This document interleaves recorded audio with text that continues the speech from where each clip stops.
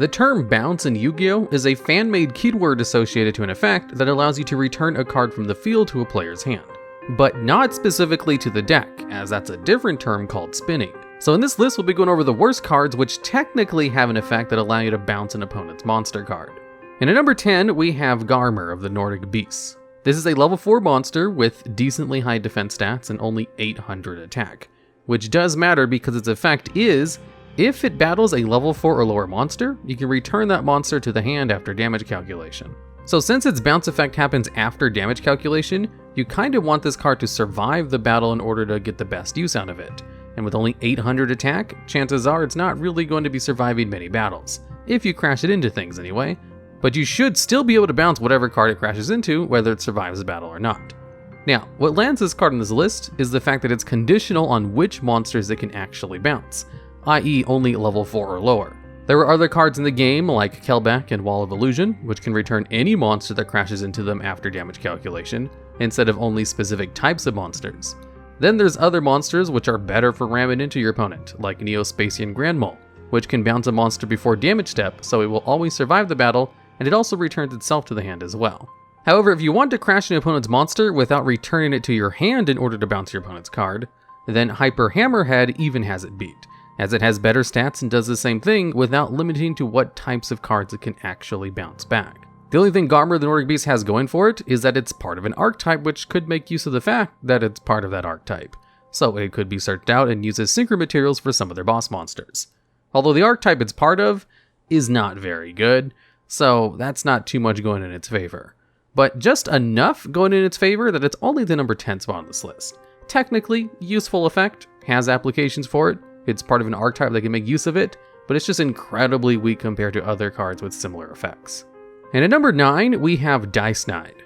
This is a continuous trap which simply has the effect that each time your opponent special summons a monster, you get to roll a 6-sided die, and then return all monsters in the field that have the same level as the dice result to the hand. So if your opponent special summons a level 4 monster, and then you roll a 4 on the 6-sided die, then you get to return that card to the hand. And there's no conditions for keeping this card in the field or even the amount of times per turn you can use the effect.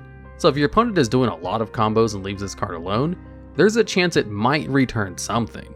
However, there is a 1 in 6 chance that you'll be able to return a monster that's level 6 and below. And there's lots of monsters in the game which don't have levels that are commonly special summoned, like all Link monsters or Xyz monsters. And even some of the more popular synchro monsters are level 7 and higher. So if you're incredibly lucky, this could be an excellent floodgate, which is why it's only the number 9 spot on this list. But realistically, it's not very good at all, and you're better off playing a more reliable floodgate. And at number 8, we have Jurrac Iguanon. This monster has the effect that activates when it destroys a monster by battle, where you can return one set card your opponent controls to their hand. Since technically it allows you to select set monster cards, it counts as a bounce effect for this list. Although this has got to be one of the worst targets of cards to return to your opponent's hand, and the activation requirement is actually kind of tough to pull off in modern meta decks. You see, Jurrac monsters do like to destroy opponents' monsters by battle, but generally if you're going to go through the effort to try to get a 1700 attack Jurrac monster to destroy an opponent's monster by battle, you want to use that effect with Jurrac Guaiba in order to special summon another Jurrac monster from your deck. That way you can use them to go into Dalka or Lagia. Simply bouncing one of your opponent's set cards is not as useful of an effect, but it is technically a useful effect nonetheless. Just a really underpowered one, as generally the best targets to bounce are face-up big boss monsters, or extract monsters as it returns those to the deck. Only being able to bounce set cards is not as good, and the activation requirement is also surprisingly not as easy to pull off as it might seem.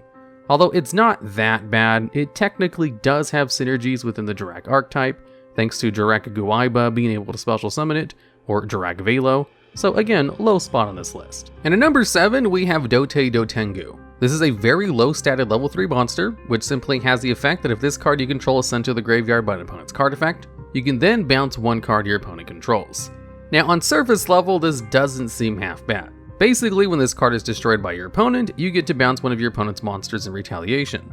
However, this is a low statted, non-archetype specific card, and doesn't really have good synergies with its type or attributes. And there's no reason to leave this card in the field, or care if your opponent destroys it by a card effect. The best you can hope for this card is it being destroyed mid-combo if you're trying to use it as material for some kind of extra deck play, in which case, then you might get to bounce one of your opponent's cards as a result. Like if you bring it out of the deck with Tour Guide from the Underworld, and your opponent decides to chain something that would destroy this card before you can use it as an Xyz material, which is not very likely.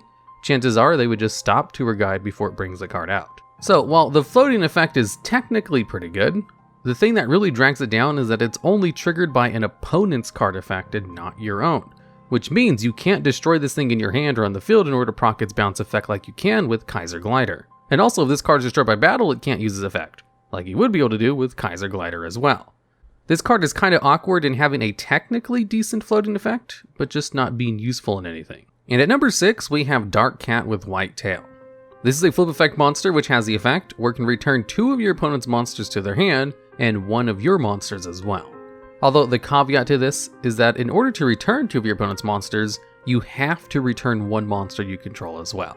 And if this card is triggering its flip effect after it's been destroyed by battle, then it can't target itself. It needs to target 1 of your other monsters. Also, it has to be able to bounce 2 of your opponent's cards. The full trigger for this is that it has to bounce exactly 3 monsters. And if any of those monsters aren't available to be bounced, then it can't use its effect. This makes it seem like a pretty decent card, but it's actually kind of hard to pull off if you're using it specifically like Penguin Soldier, i.e. trying to return 2 of your opponent's monsters to their hand. Penguin Soldier is just a better card all around. It can return up to 2 cards, so it doesn't have to be exactly 2 monsters, and it doesn't require you to return any monsters you control to the hand, so it can just be purely 2 of your opponent's monsters. And it even has the same defense point value as Dark Cat with White Tail. Basically, Penguin Soldier is just a much better version of Dark Cat. Now, the only advantages Dark Cat has over Penguin Soldier is if you're playing some kind of control deck, where you know your opponent is not going to be attacking into your face down cards.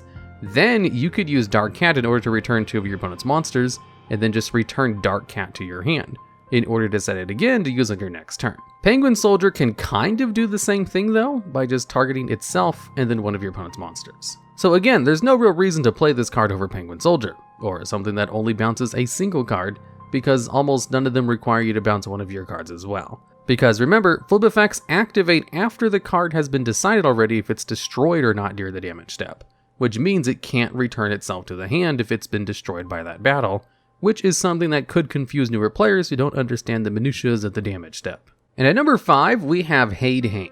This is the evolved form of Hade Hane, one of the first ever effect monsters added to the game, which simply had the flip effect to return 1 of your opponent's monsters to the hand. So the more powerful version allows you to return up to 3 monsters on the field to the hand. So it looks like it's a way more powerful version of Penguin Soldier. Although there is the fact that Hade Hane is a level 5 monster, which means you need to tribute in order to set this card on the field. And hey, being able to return up to 3 cards seems like it's worth the tribute, right? Well, in modern Yu-Gi-Oh, it's really easy to just destroy face-down cards without ever flipping them up. And if you're going to dedicate resources to putting a card on the field that can potentially bounce up to 3 cards, it's generally not worth it.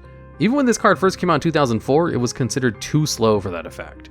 And there's also the fact that why would you go through the effort of using resources to bring this card out when you can instead just play Penguin Soldier if all you cared about was bouncing multiple monsters? Because Hade Hane is most likely going to die if it's attacked while face down because it has an incredibly low 1000 defense. So it's not like you're doing the tribute in order to keep the monster. So if it's going to get destroyed anyway, Penguin Soldier is just still better. It bounces 2 cards and doesn't require a tribute, and actually being able to bounce 1 more card is not that big a deal. Of course, one of the biggest benefits to bouncing cards over destroying them is the fact that it bypasses all kinds of protection effects. But even then, you don't really need to spend the resources to bounce 3 of them.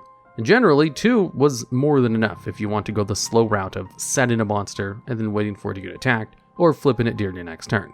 And Penguin Soldier had actually come out a full year before Hade Hane in 2003, so there was extra no reason to play it. And at number 4, we have Gundari. This is a spirit monster which has the effect that if it battles a synchro monster, you can return both monsters to their owner's hand at the start of the damage step. So basically it's like Neo-Spacian Grand Mall, except only against synchro monsters. And also it's a spirit monster with all the restrictions of spirit monsters, where the card cannot be special summoned, and it returns to the hand at the end of the turn in which it's normal summoned. So basically, no reason to play this card over just Neo-Spacian Grand Mall, since you need to use up your normal summon to bring it out anyway, and Neo-Spacian Grand Mall can affect more things than just synchro monsters. However, Neo-Spacian Grand Mall was basically limited on the ban list for almost its entire history in the game, only coming off the limited list rather recently. So if you wanted more copies of a Grand Mole-like effect, and you were super afraid of synchro monsters, then Gundari is an appropriate card for that. It's an incredibly specific counter card, which just kind of made bad by the limitations of being a spirit monster. Basically, spirit monsters need to be incredibly good to see play, because of just how limiting their restrictions are, and Gundari is not incredibly good. It's a mediocre counter card for synchro monsters, which is why it's on this list. I should also mention, technically anytime you're bouncing an extra deck monster, it gets returned to the deck, which counts as a spin effect. But this card does specifically say it returns it to the hand, so it technically counts for this list, even though synchro monsters can only be returned to the extra deck. So I just thought it was funny that a card which specifically only works against extra deck monsters specify that it returns it to the hand instead of the deck, which I assume is just the case to make the wording simple because it also returns itself to the hand. And at number 3, we have Dark Scorpion Check the Yellow. This is a level 3 monster with only 1000 attack, which simply has the effect that if it would inflict battle damage to your opponent, you get to activate one of 2 of its effects, where you can either bounce one card on the field, or look at the top card of your opponent's deck, and then either leave it on the top or put it on the bottom of their deck. So the problem with this card is it's just a very weak monster that has to inflict battle damage in order to activate the bounce effect, which means the best way to get the effect is to have the card attack directly, which you can do if you use their incredibly, laughably bad Archetype Trap card, which allows you to attack directly as long as you control all the Dark Scorpion monsters. Or if you go a more reasonable route and use something like Secret Pass to the Treasures or Infected Mail, which allows you to grant the ability to attack directly much better. Either way, you have to give this card support in order to get off the effect, because it's too weak to activate the effect itself. The Dark Scorpions are kind of infamous for being terrible. However, this card right here was one of the few Dark Scorpion monsters to actually appear on the ban list. You see, there's this incredibly niche loop you can perform with this card, as well as a copy of Call the Haunted and Pre-Errata Macura the Destructor, which basically allows you to attack with Dark Scorpion Check the Yellow an infinite amount of times, by constantly using Check the Yellow to return Call the Haunted to your hand, in order to reuse it during the battle phase to bring Check the Yellow from the graveyard, assuming your opponent had a clear field for you to attack directly. After they finally banned Macura the Destructor for being crazy overpowered, they also put this card to semi-limited, and then immediately took it off on their next ban list cycle because no one was playing it, and it wasn't a problem at all without the ability to infinitely use trap cards from your hand. So, outside of its 15 minutes of fame, it's just an incredibly weak monster that can sometimes bounce cards on the field if you give it support to allow it to inflict battle damage to your opponent. And at number 2, we have Shinobird Pigeon.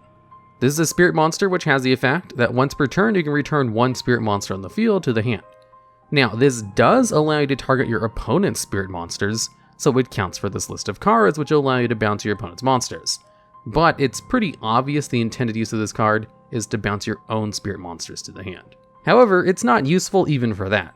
You see, the best way to make use of this card is in Shinobird Ritual decks, as the 2 ritual cards can special summon spirit monsters from your hand or deck, ignoring their summoning conditions, and they have a continuous spell card called Shinobird Power Spot, which allows you to add a ritual spell card from your deck to your hand if a wind monster you control is returned to your hand.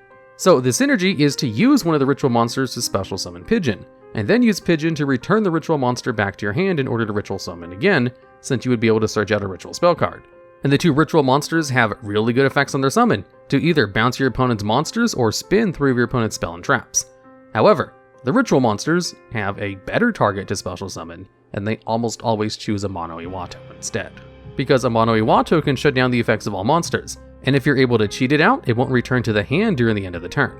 And even without a Mono Iwato, they still probably wouldn't want to bring out Shinobird Pigeon. There is another spirit monster called Hebo, Lord of the River, which has the effect when it's summoned in order to turn one face-up card on the field into a spirit monster.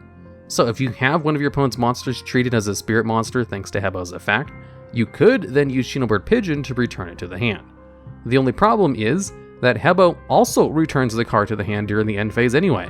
So unless you have a way to get Hebo and then Shinobird Pigeon, and you want to return your opponent's card to the hand immediately instead of waiting until the end of the turn, then I guess its effect could be live. Which is still not a very good combo because of all the limitations of spirit monsters, where again, they can't be special summoned and returned to the hand during the end phase. So Shinobird Pigeon has never actually seen competitive play, despite the fact that the ritual Shinobird monsters have seen competitive play, they just don't ever want to summon them. And at number 1, we have Burst Return.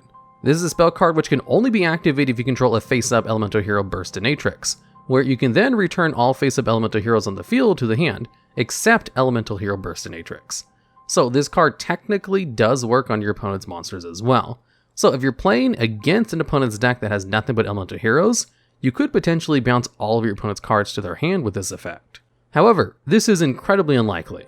If you're playing against a hero deck, modern hero decks play a combination of a whole bunch of types of heroes and not just elemental heroes. So only being able to return the elemental heroes to your opponent's hand is not that big of a deal. And even if you wanted to play this incredibly specific counter card, you would need to have a specific named monster on the field, which is also not very good. Elemental Hero Burstinatrix is a level 3 monster who's not even played in decks that can use her as a fusion material because it's just not worth wasting the slot in your deck. So I guess the best way to use Burst Return would be to return your own elemental heroes to your hand, like maybe reusing the effect of Elemental Hero Stratos, which still isn't a very good use of an incredibly specific card that requires you to have a specific named monster on your side of the field. Burst Return is most likely an anime card that was useful in a very specific situation in the anime, which are rarely actually good in actual play, which is why these kind of anime cards generally take #1 spots on worst of list. Alright, and that's the list. As always, if there's any other worst bounce cards that should have made this list, or if you have ideas for future videos just like this one, I'd love to hear about them down in the comments. And also remember to don't not subscribe if you're not already.